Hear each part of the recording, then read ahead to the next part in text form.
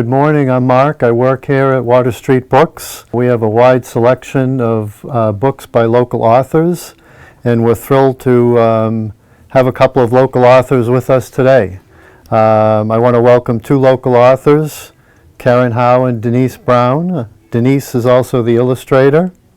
Their book is called How Chubby the Cat Was Found. It's a true story about Karen's cat, who was lost outside last February for 4 weeks. And the story is about how they found him. And now I'm going to turn it over to Karen and Denise. Good morning. My name is Karen Howe, and my cousin and I collaborated on our new children's book called How Chubby the Cat Was Found. We wanted to first of all thank FURRR, who helped us bring my Chubby home and letting us borrow one of their cat carriers. So I wanted to take the time and introduce you to Kelly Bowen. She is a representative from FURRR who would like to say a few words. Hi, my name is Kelly. I'm the founder and executive director of FURRR Feline Rescue in Gonick, New Hampshire, a rescue there that rescues elderly and special needs cats and kittens. I have a few that you can see right here on our board. We adopt out about 500 cats a year. In doing that, there are many kitties that get adopted that end up in the same predicament that Karen ended up in with a kitty getting out of the house. And we're always available to help.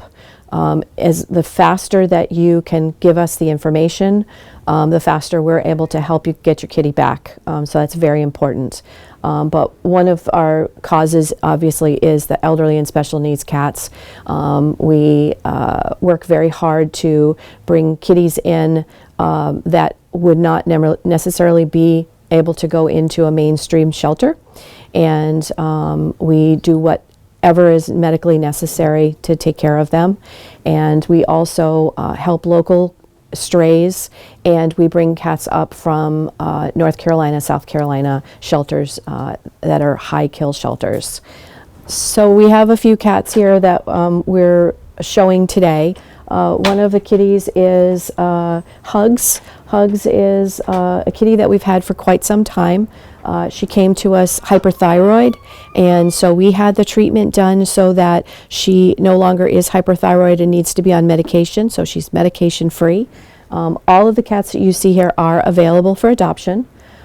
We have Munchkin, and Munchkin is a special needs kitty. And I say special needs because she picks the people that she likes. If she likes you, she really likes you, but she's still a sensitive cat as far as doesn't necessarily want to be in your lap, but wants to receive attention when she wants to receive attention. So she needs a very special person to adopt her. Her fee has been waived for that reason, because we really want her to find her forever home. She's been with us going on about 2 years now. The rest of the kitties that you see here have come from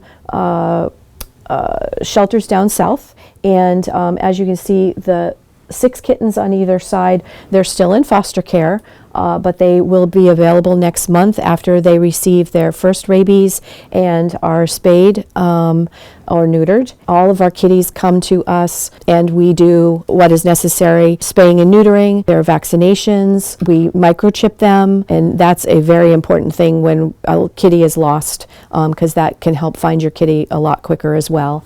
So all of those are available for adoption.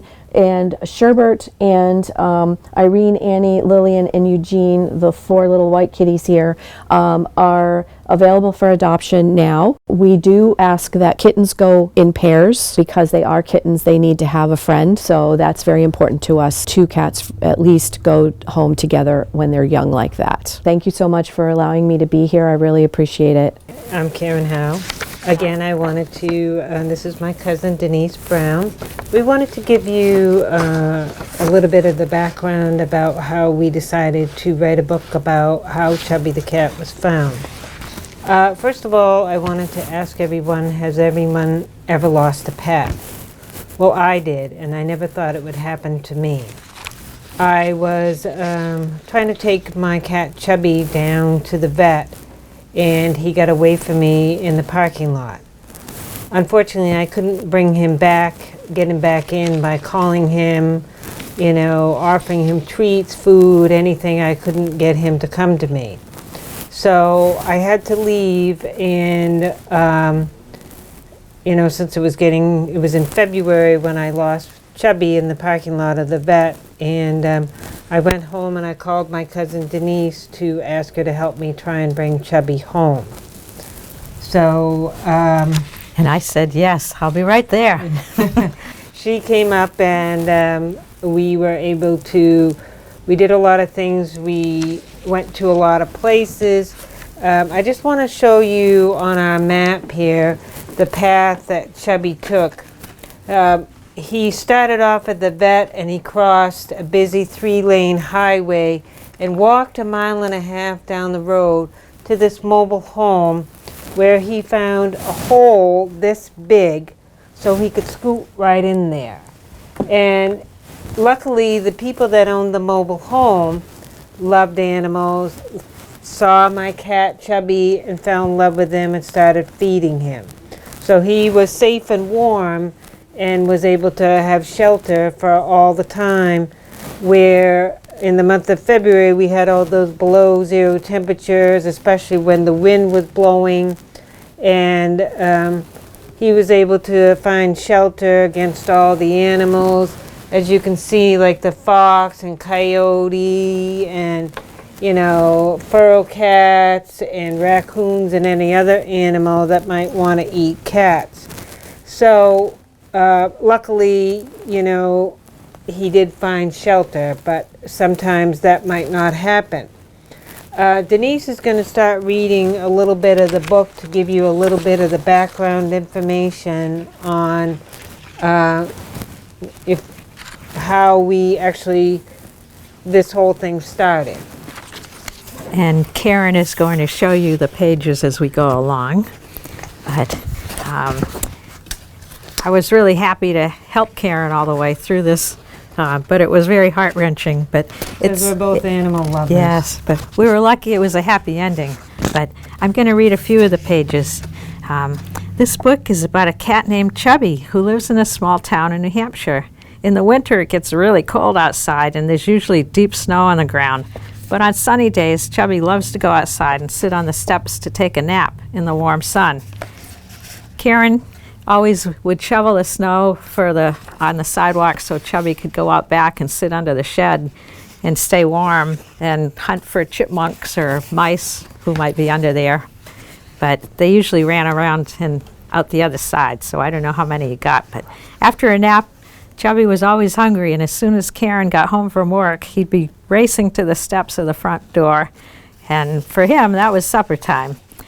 Karen said, "Hi, Chubby." Hi, Chubby. And when she got to the door, he would just dash in the kitchen when she opened it. And meow. And meow. Loud. And the first thing she did was give him a treat and his favorite food, which was Chicken with gravy. and she would say, "Chubby, you're so hungry." And he'd gobble up his food, and then he'd be going to sit next to his favorite chair in the living room and take a nap. But one night, Karen's husband came home and noticed Chubby was walking a little funny, and he picked the cat up and said, "I think Chubby has something wrong with his paw. He seems to be a little cut on it, and so maybe we should take him to the vet." Then Karen said, "Okay, I'll take him tomorrow. He needs his shots updated, and maybe I'll get a new collar and an ID tag." So off they went to the vet, but at the veterinarian's parking lot, a terrible thing happened. And that's where the story really starts. And Karen's going to tell you what happened when he was in the car on the way to the vet. Since I've never seen this, I'm just going to do a little demonstration of actually what my Chubby did. He went all the way down like this, made himself into a tiny little ball, and popped himself out of the cat carrier. So I just wanted to show you that because cats can get out of their little cat carriers, which I've never seen that before in my life. But then all of a sudden he started moving back and forth in the car to the front, from the front seat to the back seat, you know, with wide eyes, trying to look all around, almost trying to memorize exactly where he was going. But his eyes were just so big while he was watching the scene going by. And when we ended up getting to the vet, I probably should have at that point turned around and gone home and canceled the appointment. But since this has never happened to me, we pulled into the vet's yard. I opened the car door a crack and Chubby was out the door. So after that, he must have, since it was such a warm day, that one day in February, even though there was snow everywhere, he must have thought it was spring. We had a little spring thaw or a winter thaw, and Chubby just didn't want to come in. I tried to call him.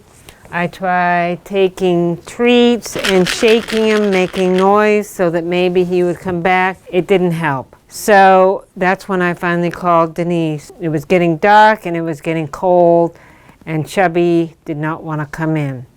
So that's when I went home, called Denise, and we both collaborated and went looking for him the next day. And I brought my binoculars in case he was way far away from us on a stone wall or up in a tree. We saw hawks. We went down snowmobile trails through the With woods. ice this thick. Yeah, it was freezing like 0 degrees, so we bundled up with winter coats and boots and long johns to be able to stay out for 2-3 hours at a time. The wind was blowing. And But- calling him. Yeah, and we saw so many footprints of big animals and A different cat kind footprints of, prints, and that's what we were going by. All these different kind of prints to there were coyote and fox. see if we could track him down. Unfortunately, we never realized that he had already gone across the street, the 3-lane highway, and we were going in the opposite direction of trying to find him.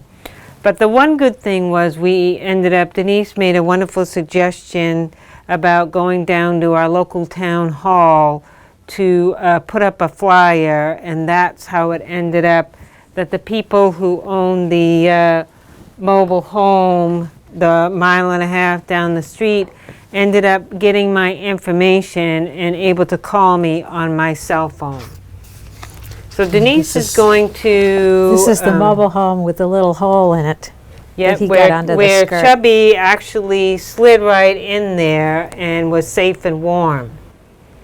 So Denise is going to read something about what to do when your pet is missing, because we put some tips in there after learning all this information on what to do when your pet is missing. So Yes, we put in 2 pages of ideas of what you can do, but I'm just going to tell you a couple of them because when a pet is missing, you just can't stop worrying day and night. You don't even sleep at night. But there is no guarantee you'll find your pet, but the best you can do is make a plan and make the plan fast and get right at it, because the cats, like Chubby, went 1.5 miles away, so they can travel several miles away. So what you have to do is really put posters as far as you think he might have traveled. But it's always good to ask a friend to walk with you around the neighborhood. Then you're not so afraid to go up to someone's house or talk to someone. especially if you're near the woods. Yeah, you have more courage to really ask people, because people are always walking their dogs or out for a walk or in their yard. So it's easy to approach And it's them. always safer in twos anyway. Yes, and that people are always willing to help you too, because they're animal lovers themselves, most people, and they want to help you out. But always bring some treats, and if you call your pet and shake the food, wait a few minutes, because it might take him time to come out before you can even see him. He might stay under there for a little while, so you have to kind of keep strategically watching everywhere. Put posters within 2 to 5 miles with your pet's photos and your phone number, hopefully with an answering machine. Post a flyer anywhere you can think of: a police station, town hall, library, local stores, animal shelters, even restaurants and gas stations. They'll help you out, pet shops. And lastly, the highway department. That's important too.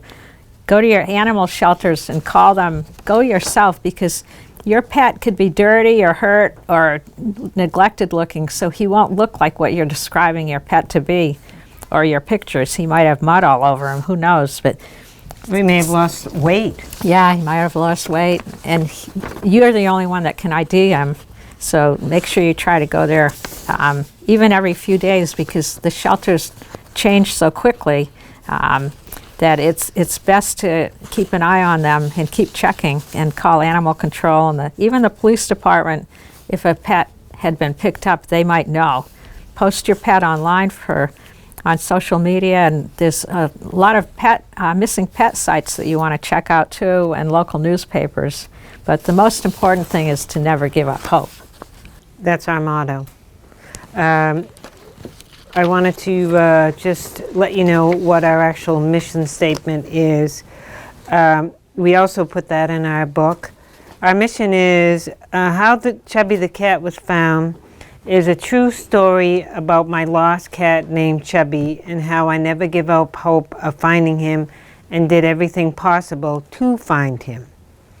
Although it was an emotional roller coaster of worrying all day and night, especially when the wind blew and you don't know what happens to your pet. You don't know if he got eaten by an animal, and it's just a heart-wrenching experience. But this story has a happy ending. Chubby's story relates to all people who love animals, have owned animals, or have lost a pet. We, as Denise just read, we include suggestions for what to do when a pet is lost, and may help to save pets' lives and reunite them with their families. Because, as I've always said, Chubby is a part of my family. That's why we want other people to read and share Chubby's story. Since we don't want this to happen to anybody else, that's the biggest reason why we wrote this book.